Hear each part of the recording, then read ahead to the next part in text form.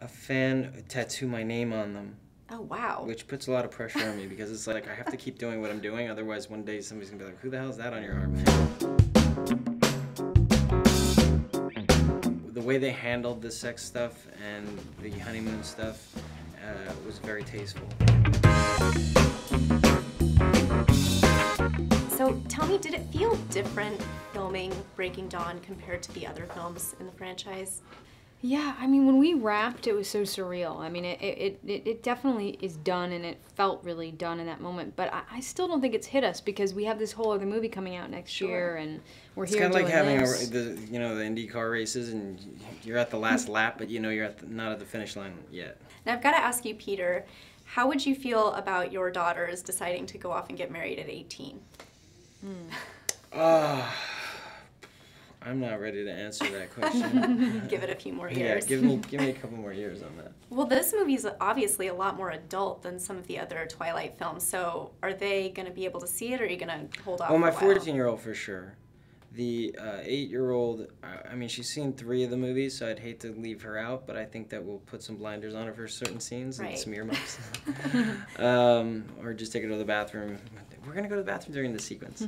But I was glad that they kept it PG-13, though. I mean, I feel like the first 3 movies had an audience for PG-13, and to shut them out on this one, I would have been sad because then my daughter wouldn't have been able to see it. But I think that the way they handled the sex stuff and the honeymoon stuff was very tasteful, and there's something about shooting it in a way that's tasteful, and less is sometimes more. Now, how did you both react to how they handled that when you saw the first cut of the film? Was it kind of what you expected, having been on the set during shooting?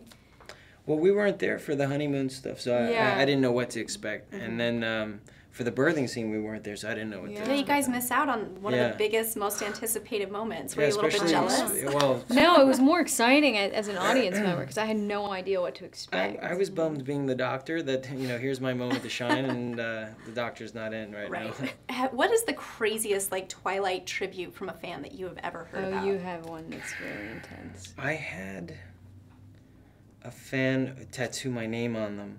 Oh, wow. Which puts a lot of pressure on me because it's like I have to keep doing what I'm doing, otherwise one day somebody's going to be like, who the hell is that on your arm?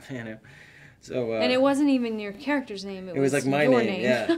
Wow. How'd you find out about that? Did they tweet you a pic or something? I met her and she said, can you sign my arm? And I signed it, and then she went out and got it tattooed and came back and had it on her arm, and I was like, that's intense. That's intense. That's devotion. I had a woman in Spain or something name their child Peter Facinelli. That was their name, Peter Facinelli, like Lopez.